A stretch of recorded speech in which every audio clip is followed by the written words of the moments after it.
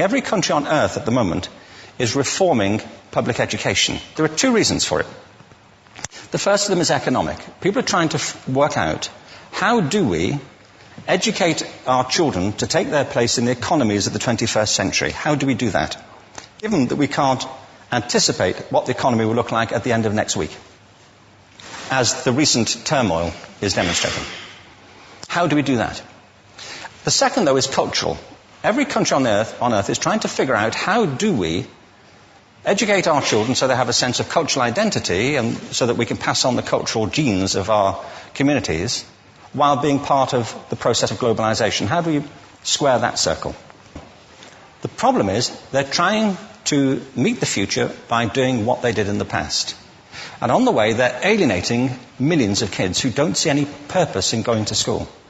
When we went to school, we were kept there with a story, which was if you worked hard and did well and got a college degree, you would have a job. Our kids don't believe that. And they're right not to, by the way. You're better having a degree than not, but it's not a guarantee anymore. And particularly not if the route to it marginalizes most of the things that you think are important about yourself. Some people say we have to raise standards as if this is a breakthrough. You know, like, really, yes, we should. Why would you lower them? You know, I mean, I haven't come across an argument that persuades me of lowering them. But raising them, of course we should raise them. The problem is that the current system of education was designed and conceived and structured for a different age. It was conceived in the intellectual culture of the Enlightenment and in the economic circumstances of the Industrial Revolution. Before the middle of the 19th century, there were no systems of public education. Not really. I mean, you could get educated by Jesuits, you know, if you had the money. But public education, paid for from taxation, compulsory to everybody and free at the point of delivery, that was a revolutionary idea. And many people objected to it. They said it's not possible for many street kids, working class children, to benefit from public education. They're incapable of learning to read and write, and why are we spending time on this? So there's also built into it a whole series of assumptions about social structure and capacity. It was driven by an economic imperative of the time, but running right through it was an intellectual model of the mind, which was essentially the Enlightenment view of intelligence. That real intelligence consists in the capacity for a certain type of deductive reasoning and a knowledge of the classics originally, what we come to think of as academic ability. And this is deep in the gene pool of public education, that there are really two types of people, academic and non-academic, smart people and non-smart people. And the consequence of that is that many brilliant people think they're not, because they've been judged against this particular view of the mind. So we have twin pillars, economic and intellectual. And my view is that this model has caused chaos in many people's lives. It's been great for some. There have been people who have benefited wonderfully from it. But most people have not. Instead, they suffer this. This is the modern epidemic, and it's as misplaced and it's as fictitious. This is the plague of ADHD.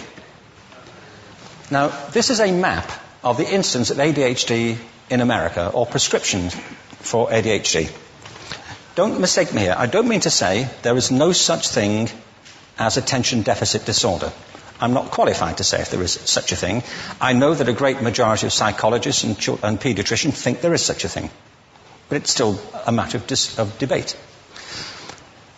What I do know for a fact is it's not an epidemic. These kids are being medicated as routinely as we had our tonsils taken out. And on the same whimsical basis, and for the same reason, medical fashion.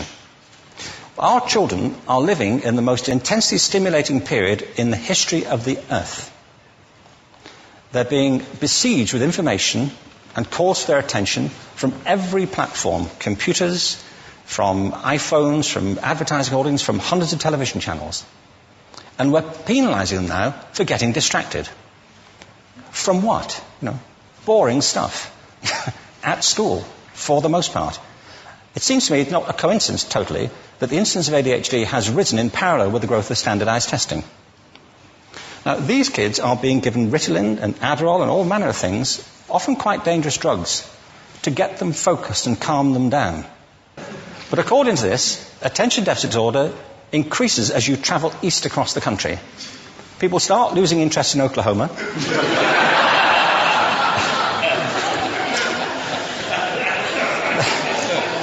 They can hardly think straight in Arkansas.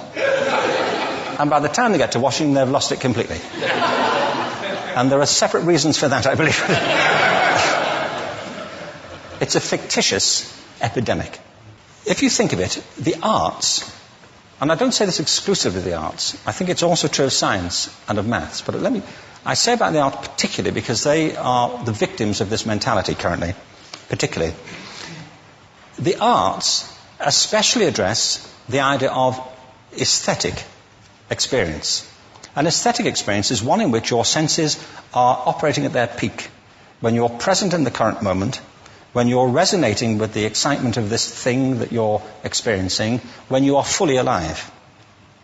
An anesthetic is when you shut your senses off and deaden yourself to what's happening. And a lot of these drugs are that. We're getting our children through education by anesthetizing them. And I think we should be doing the exact opposite. We shouldn't be putting them asleep. We should be waking them up to what they have inside of themselves. But the model we have is this. I believe we have a system of education that is modeled on the interests of industrialism and in the image of it. I'll give you a couple of examples. Schools are still pretty much organized on factory lines, ringing bells, separate facilities, specialized into separate subjects. We still educate children by batches. We put them through the system by age group. Why do we do that? Why is there this assumption that the most important thing kids have in common is how old they are? It's like the most important thing about them is their date of manufacture. You know what I mean? Well, I know kids who are much better than other kids at the same age in different disciplines, or at different times of the day, or better in smaller groups than in large groups, or sometimes they want to be on their own. If you're interested in the model of learning, you don't start from this production line mentality. It's essentially about conformity, and increasingly it's about that as you look at the growth of standardized testing and standardized curricula. And it's about standardization. I believe we've got to go in the exact opposite direction. That's what I mean about changing the paradigm. There was a great study done recently of divergent thinking. Published a couple of years ago. Divergent thinking isn't the same thing as creativity. I define creativity as the process of having original ideas that have value. Divergent thinking isn't a synonym, but it's an essential capacity for creativity. It's the ability to see lots of possible answers to a question, lots of possible ways of interpreting a question, to think what Edward de Bono would probably call laterally, to think not just in linear or convergent ways, to see multiple answers, not one. So, there are tests for this. One kind of cod example would be, people might be asked to say, how many uses can you think of for a paperclip? Well, those routine questions. Most people might come up with 10 or 15. People who are good at this might come up with 200. And they do that by saying, well, could the paperclip be 200 foot tall and be made out of foam rubber? Does it have to be a paperclip as we know it, Jim? Now, there are tests for this, and they gave them to 1,500 people. This is in a book called Breakpoint and Beyond. And on the protocol of the test, if you scored above a certain level, you'd be considered to be a genius at divergent thinking. Okay? So my question to you is, what percentage of the people tested, of the 1,500, scored at genius level for divergent thinking? Now, you need to know one more thing about them. These were kindergarten children. So what do you think? What percentage at genius level? 80. 80, okay. 98%. Now, the thing about this was it was a longitudinal study. So they retested the same children 5 years later, ages of 8 to 10. What do you think? 50? They retested them again 5 years later, ages 13 to 15. You can see a trend here, can't you? Now, this tells an interesting story, because you could have imagined it going the other way, couldn't you? You start off not being very good, but you get better as you get older. But this shows two things. One is we all have this capacity, and two, it mostly deteriorates. Now, a lot of things have happened to these kids as they've grown up. A lot. But one of the most important things that happened to them, I'm convinced, is that by now they've become educated. They've spent 10 years at school being told there's one answer, it's at the back. And don't look. And don't copy, because that's cheating. I mean, outside schools, that's called collaboration, but inside schools. Now, this isn't because teachers want it this way.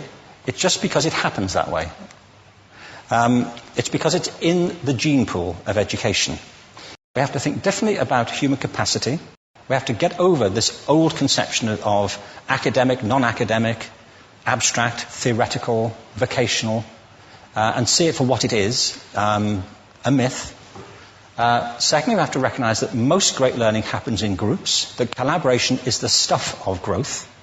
If we atomize people and separate them and judge them separately, we form a kind of disjunction between them and their natural learning environment.